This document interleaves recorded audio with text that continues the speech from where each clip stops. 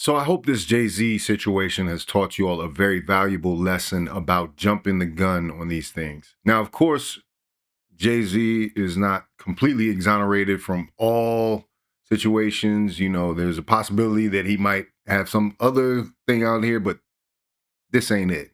So many people were eager to put the crimes of Diddy on Jay-Z just because they were familiar, they were associates, they were in the same business, they fit the same profile. They just assume that they're doing the same thing. So when this lawsuit came out from attorney Tony Busby, a lot of people were saying, "Oh, he's a top tier attorney. He would never get this wrong." And Jay-Z is guilty. The court of public opinion needs to stop making assumptions. Every situation should be handled individually based on what it is. That's why I was not so quick to jump out there with a take on Jay-Z being guilty or not. But the recent developments have shown that Jay-Z's accuser has now come forward outside of her attorney's advisement, I believe, and made a statement to NBC News. There's some very concerning holes in her story, and something like this could have well happened to her, but she does come off as an unreliable victim now. Let's take a listen. You should always advocate for yourself and be a voice for yourself. You should never let what somebody else did ruin or run your life. A 38-year-old mother from Alabama who has filed a lawsuit accusing Sean Diddy Combs and Jay-Z of her when she was 13 years old is speaking out to NBC News for the first time. She asked us not to reveal her identity. What made you want to come forward and talk today? Because I think that I've been quiet long enough about what I've been through, and it's been hard enough to be quiet. But it's a chapter of my life that I'd like to close. An NBC News review of her account found inconsistencies with her allegations. She says that she went to the MTV Video Music Awards in 2000 to catch a glimpse of her favorite celebrities. And if you remember correctly, a lot of people were putting up pictures that said Jay-Z in 2000 was nowhere near an after party. He was somewhere else in New Jersey. You know, a lot of the things that can be documented from that night were documented. And Jay-Z came out forcefully in a statement and said that he was not the one. And he told y'all exactly what was happening. He felt like he was being shooken down. This lawyer came to him with a demand letter and basically was sticking him up for money in some ways, allegedly. Why were people so quick to jump on this and say it was a fact? That's what we need to get to the bottom of. You weren't scared to be all alone? No, with having autism is... Now that adds another wrinkle to it. Now she's also autistic, you know, and this is very sensitive, obviously, because she was a minor and now she's also disabled. You know, autism has a spectrum, goes from, you know, highly functional to low functioning. I guess that's the old terminology, but you see how this is getting more and more complicated. This is getting to a place where, you know, it's, how do I say this? It's maybe not as open and shut a case as people thought. Is like feeling like you live your life in a shatterproof juggle ball. The world's on fire. The fire is inside the ball with you, but there's no way for you to get out. In addition to having autism, the woman says she suffered a head injury. The night of the 2000s VMAs, she says a friend drove her. Suffered a head injury. A lot of things happen when the head is affected. Memory loss, hallucinations of sorts. Like I said, this is not totally absolving these people if something like this happened, but I think it's going to be very hard for them to provide evidence that this actually happened, especially going back 24 years. So I want to hear all these people that were so forcefully saying Jay-Z was guilty. I want to hear them as loud saying we might have made a mistake. Her from Rochester, New York to Manhattan, a more than 5-hour drive. Her attorney provided NBC News with the name of the friend who has since died. The woman says she spoke to Combs's limo driver, who the one witness that drove her to the location is not available, has died. So that's also another problem. Offered her a ride to an after party. I stumbled upon Diddy's driver, who told me that I was exactly what Diddy was looking for. What did you think when he said that to you? I thought it meant that I was just pretty. She went to a White House, she says, where she spoke to musicians Benji Madden and his brother. I'm talking. Now take a listen to this, because this Benji Madden thing, it sounds like an unimportant detail, but I think this is the crux of this issue right here. Talking to Benji Madden about his tattoo, because, you know, I have about his tattoo that's the Last Supper, because I have a religious background. So it was just something to talk about. In a statement to NBC News, a representative of the Maddens confirmed that they did not attend the 2000 VMAs and that they were on tour in the Midwest at the time. They weren't even there. They weren't even there. They were on tour in the Midwest. The fact that she imagined this tattoo, and people's tattoos are visible online and on television shows, it can be a point of discussion in the public. And somehow the mind is very delicate, and the imagination can just go sometimes. And it seems that she's now imagined having a whole conversation about a tattoo that she knows exists on Benji Madden's arm. She might be a fan of Good Charlotte. But to now say that something she remembered from that night, specifically, the night that Diddy's driver took her to the White House for a party, whole cloth made up.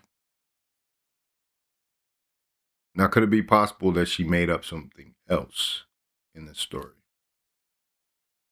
At the after party, she says she had a drink that made her feel woozy. Then she says Combs and Carter took turns raping her while a female celebrity watched. JC comes in and rapes me. And apparently, Tony Busby was successful in getting in touch with the female that was allegedly there. So what does that mean now? Did that celebrity possibly pay them for silence of some kind? Or, you know, who knows what's going on? Because they were threatening to release the name of the celebrity. I've heard a couple names floated around. I won't mention them right now because they're not public. But this case, this has got to be Tony Busby's worst nightmare. This case is falling apart in the public.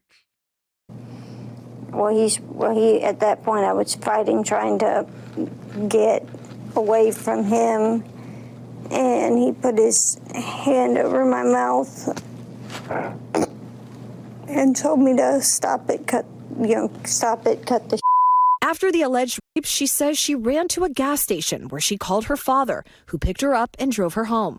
We rode home in silence. He didn't ask me what happened. He didn't ask me what I did or where I was. In an interview with NBC News, her father said he could not verify the claims. Quote, her father could not verify the claims. This is, now you depend on outside parties that have some type of interest in this to corroborate your claims. But like I said, with the whole remembering Benji Madden, could it be possible that she's heard the discussion about Diddy and having drinks that were laced and all this stuff that we get flooded with from the media day in and day out, and somehow attached herself into this story? This is crazy. And it's crazy that a lawyer would not do his research and would attach himself and be like, hey, I don't care. I think it will work. Honestly, until this released, I think a lot of people were on the lawyer's side and they thought this is an ironclad open and shut. Plus, he's a rapper. Plus, he's a billionaire. Yeah, we got this. He'll pay us. He'll pay us without any questions just to make it go away. Because all these millionaires and billionaires are on some weird stuff.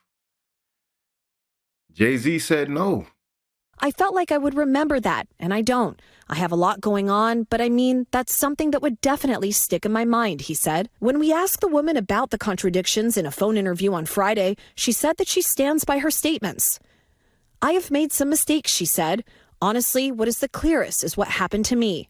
The inconsistencies in her account of an incident alleged to have happened 24 years ago does not necessarily mean the allegations are false. The accuser's attorney, Tony Busby, said, because we have interrogated her intensely, she has even agreed to submit to a polygraph. This has been extremely distressing for her, to the point she has experienced seizures and had to seek medical treatment due to the stress. So after this polygraph, are we going to be able to tell whether she's telling the truth about it? Because, I mean, I'm not ruling out the fact that something might have happened to her, but the way she's remembering certain details about that night, it's really starting to look pretty bad. And that's Tony Busby, the lawyer that is responsible for this. In a statement to NBC News, Sean Carter said this incident didn't happen, and yet he filed it in court and doubled down in the press. True justice is coming. We fight from victory, not for victory. Is any part of you scared coming out against such powerful people? Yeah, I'm scared of what could happen, but I'm more afraid of letting it eat me alive from the inside out than I am of,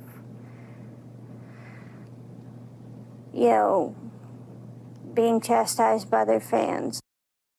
All right, Chloe Malas joining us now live. Chloe, we just heard a very strongly worded statement from Jay-Z. What else are you hearing from him and his team? Yes, so his attorney said that they're going to ask the court to, quote, dismiss this frivolous case. And also moments ago, we heard from Diddy's legal team, and I want to read you some of what they said. They said, quote, this is the beginning of the end of this shameful money grab. And remember, he remains behind bars at Brooklyn's Metropolitan Detention Center, and his criminal trial begins in May. All right, very thorough reporting there. Chloe, thank you so much for that. So there we have it. The victim, Jane Doe, has spoken and cast a shadow of doubt on all of this. And like we said, rappers right now and artists from back in that era are big game right now. What did James Brown said? They never let you out of this clean. Jay-Z's been one of my favorite rappers for years, full disclosure. But I don't rule anything out from anybody at this point. People do strange things, and it's been evidence that in entertainment there definitely is some strange things going on. Unfortunately, people were so eager to have this be one of them and to have Jay-Z out of the paint for whatever reason that they went ahead and ran with this, and it became big news. I hope Jay-Z doesn't have to deal with this embarrassment again. I mean, it was timed to coincide with his daughter and wife's release of their movie, The Lion King. And it just really was totally unnecessary. So I don't know. And as far as this lawyer, Tony Busby, goes, this is such an embarrassment. A lot of people are talking about he should probably lose his law license and be disbarred. Just because, why? Without all your ducks in a row, why are you doing this? Why are you out here? Why are you going public with it? But anyway, I want to know what you think about it in the comments. If you like this video, like, comment, subscribe. Hit the bell notification for all uploads. If you want to watch more, please watch one of these videos down below. Make sure you sign up for my Substack. I'm starting a Substack. The link will be in the description. That way you can stay up to date on all things Faucette Media. This is Faucette Media.